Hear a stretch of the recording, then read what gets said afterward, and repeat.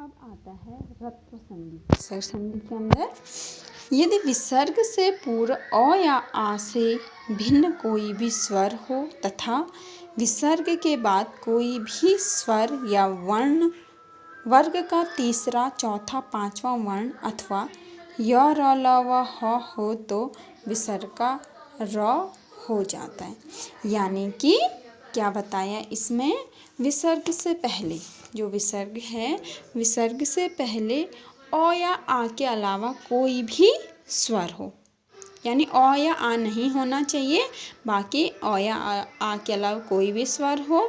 और बाद में जो ये विसर्ग के बाद का जो वर्ण होता है, ये जो पहला वर्ण होगा, ये कोई भी स्वर हो सकता है, किसी भी वर्ग का, कोई भी वर्ग यानी क, च, ट, त, प वर्ग का तीसरा, चौथा, पांचवा वर्ण हो सकता है, या य, र, ल व ह हो सकता है।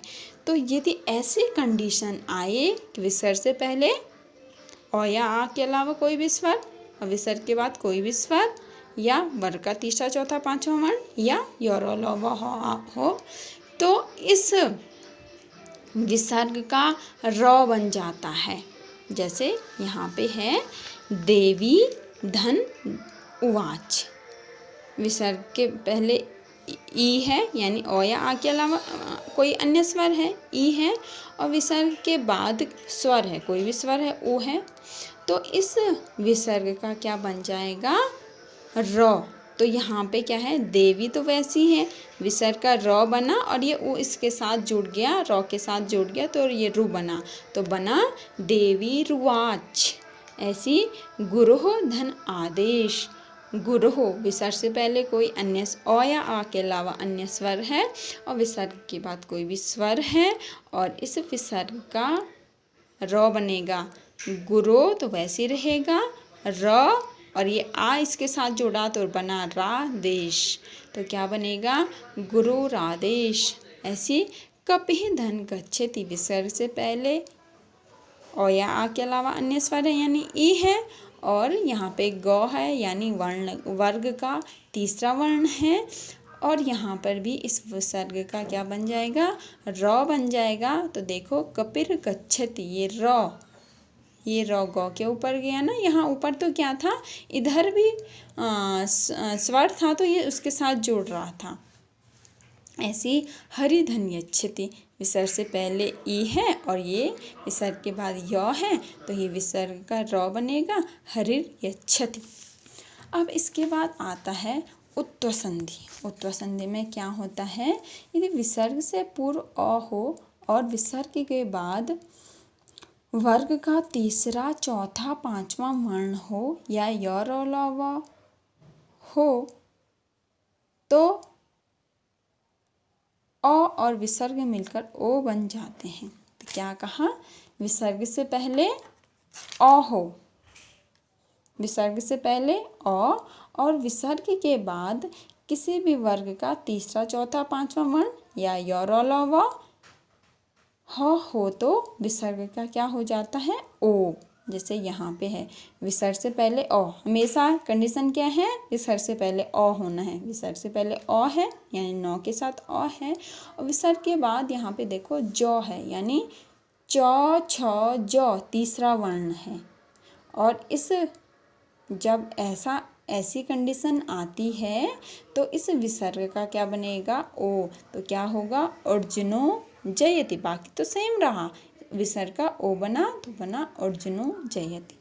ऐसे ही गोपालः धन हसति, गोपाल से पहले विसर्ग से पहले अ है और इसके बाद ह है, तो बना गोपालो हसति, यानी इस विसर्ग का बना ओ। छात्रः नमति, छात्र इसमें क्या है, विसर्ग से पहले अ है और यहाँ पे वर्ग का पांचवा वर्ण है, तो विसर्ग का क्या बना, ओ बना, तो शब्द बना छात्रो नमति। ऐसे ही मनः धन रथ, विसर्ग से पहले अ और य, र, ल, व र आया यहाँ पे, और तो विसर्ग का ओ बना और शब्द बना मनोरथ। अब अंत में आता है सत्व संधि। इसमें क्या क्या होता है कि विसर्ग से पहले यदि ट ठ में से कोई वर्ण आए तो विसर्ग का शकार हो जाता है। यदि विसर्ग के बाद च या छ में से कोई वर्ण आता है तो विसर्ग का श बन जाता है। और यदि विसर्ग के बाद तो या थ में से कोई वर्ण आता है तो विसर्ग का स बन जाता है। आप इसको समझें। यदि क्या विसर्ग से के बाद जो ये विसर्ग है, अब इसमें क्या है, यहाँ विसर्ग से पहले क्या है कोई मायने नहीं रख रहा है। यहाँ पे नियम क्या, कंडीशन क्या होनी चाहिए, विसर्ग के बाद ट या ठ, ट या ठ में से अगर कोई भी वर्ण आता है तो क्या बनेगा, शकार का मतलब ये यानी ये मूर्धन्य श, मूर्धन्य श, तो बना धूर्तः, यानी इसमें विसर्ग के बाद क्या है, ठ है, तो बना धूर्तस्थगति। देख रहे होंगे आप, विसर्ग के बाद ठ।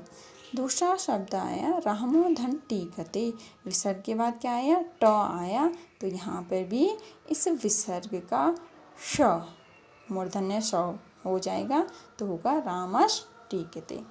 अगला इसमें क्या है, विसर्ग के बाद यदि क्या आता है, च या छ में से कोई भी वर्ण आएगा तो इस विसर्ग का श, श कौन सा, तालव्य श बनेगा।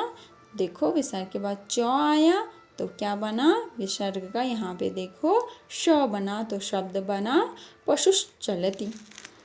तपः धनचर्या, विसर्ग के बाद च आया तो क्या बना, विसर्ग का श हो जाएगा, तो शब्द बनेगा तपश्चर्या। अगला जो नियम है नमो धन्ते, नियम क्या था, यदि विसर्ग के बाद तो या थ आता है तो स बनेगा, दंत्य स। नमः विसर्ग के बाद तो आया तो इस विसर्ग का श बनेगा, तो शब्द क्या बनेगा, नमस्ते। हरि धन तिष्ठति, विसर्ग के बाद क्या आया, तो आया, तो यहाँ पे भी श बनेगा, स बनेगा, तो होगा हरि हरिस्तिष्ठति। तो आप समझ गए होंगे सत्व में क्या है, विसर्ग के बाद च या छ आए तो श, विसर्ग के बाद ट या ठ आया तो श, प वाली श, जिसे हम मूर्धन्य श कहते हैं। और विसर्ग के बाद त या थ आए तो बनेगा स। तो ये है सत्व संधि। उम्मीद है आपको समझ में आया होगा।